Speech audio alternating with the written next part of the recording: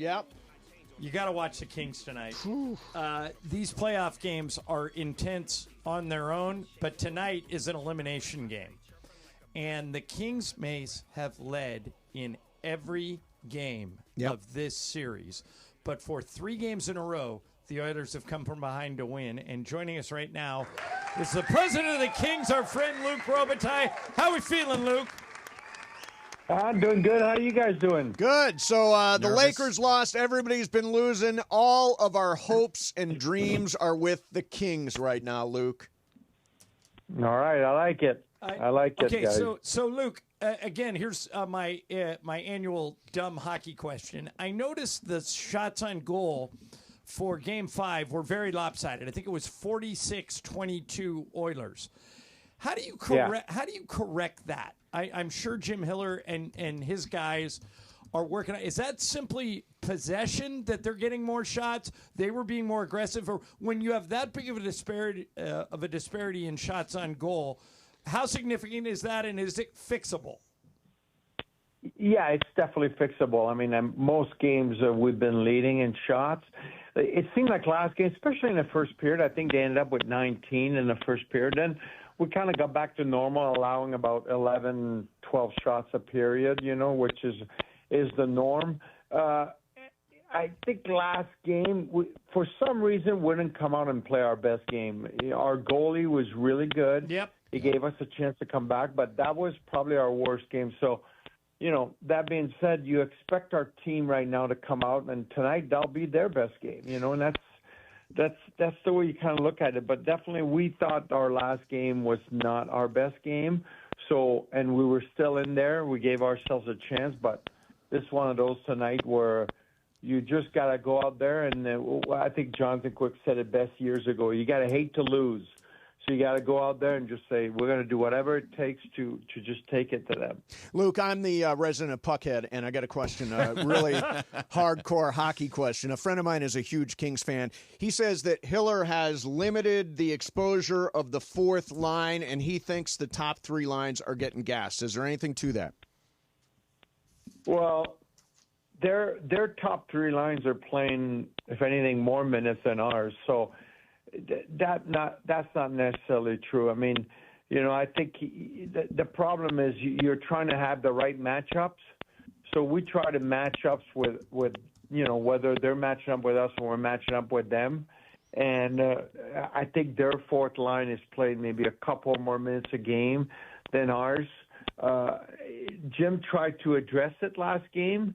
Unfortunately, by the second period, it was it just seemed like there wasn't much of a chance. And I know people are talking about, I think it was Game 4, where by the time we got to overtime, we didn't have the pace that we normally do. So that you could say that it was too many minutes, but there was 20 seconds left, and we should have won that game, and we didn't. And so everything we had done up to that point was perfect to win the game, and we made one little mistake, and they ended up in our net, and then we had to keep going in overtime. But when you're there at that time, you're trying to win that game for that moment.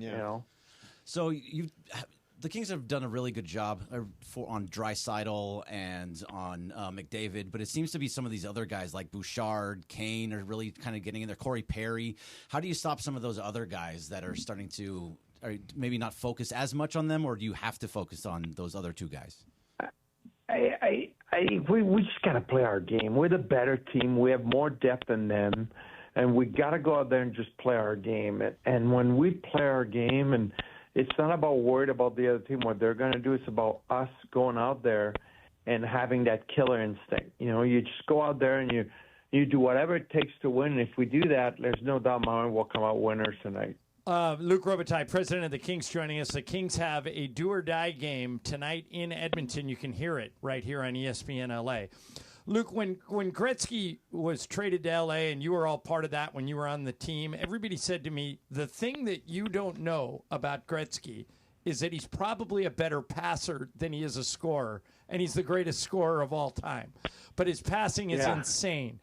Is McDavid that way too? I watch him, of course he's going to score because he's so fast, But man, his passing is insane. Is it possible that he has that thing that Gretz had, that he might actually be as good of a passer, or maybe even a better passer than a scorer?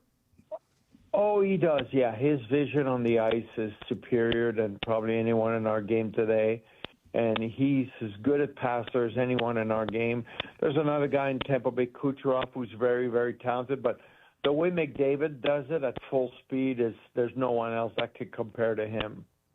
So what's the road environment like there in Edmonton? What's it going to feel like? How does it compare to what we see? Like I was at the Kings last week. The crowd is like just on fire, unbelievable fans. What's it like in Edmonton? It's the same, and it's the same here. Everywhere you go, you see orange jerseys, the only thing that's different when you're in a city like in Canada, like Edmonton, which is much smaller city in LA. It's like a small downtown. So during the day when you're walking around the city, it's kind of funny because people come out of these buildings and they're in serious meetings, but they all wear Oilers jerseys in the meetings during the day. So that's it's always kind of really weird to see. You're just, because every building is connected because it's so cold in the winter, so you could cross the street in those tunnels. So you go from building to building, let's say to go get a coffee, and literally it seems like everyone's wearing a jersey. It's really funny. Yeah, I remember you played very briefly in Detroit. The first time I ever covered a game in Detroit, I swear, Luke, 85% of the building had Red Wings jerseys on. It was a sight to see.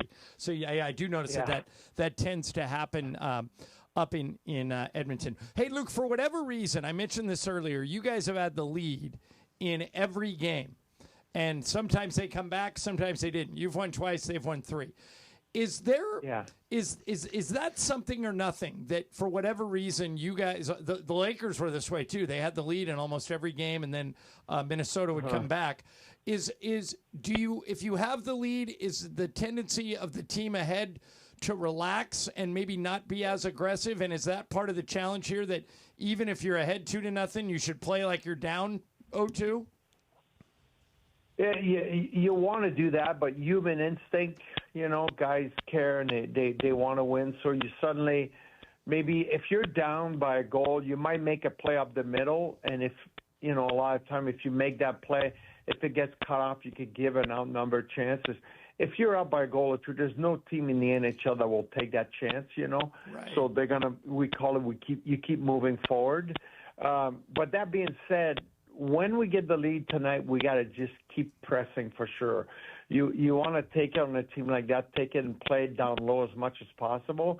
They're going to get some chances because they got guys they're going to press, and just like we would do, they're going to shorten up their bench, so their best players are going to play even more. So it's going to be up to us to keep pressing and put the puck as much in their zone and play down there as much as possible. Yeah, and like Adrian Kempe was amazing in the first 3 games, and now he's kind of slowed down these last 2. How do you get juice going again?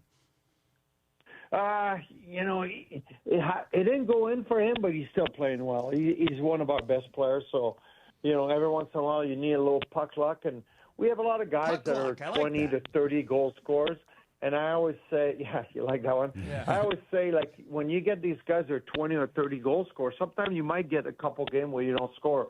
But when you start going, we have more than most teams. So I foresee these guys coming out tonight and just, getting out of those low 1 or 2 game slumps and just like getting 1 or 2 goals. That's all we need. Awesome. Luke, are you superstitious? Like, will you wear something tonight or do something tonight that wouldn't probably not be normal just because it's such a big game? Or over the years, has all those superstitions kind of gone away?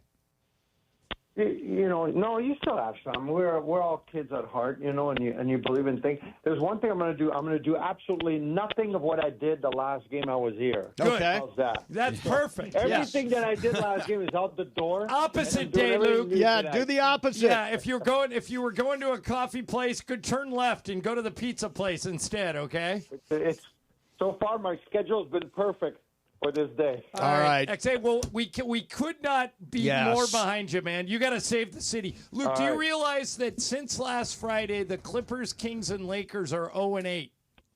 All 3 of them. Oh, my God. Okay, we're turning this around tonight. Exactly. That's what we want to hear. Turn it around. Good luck, and we'll talk to you after Game 7.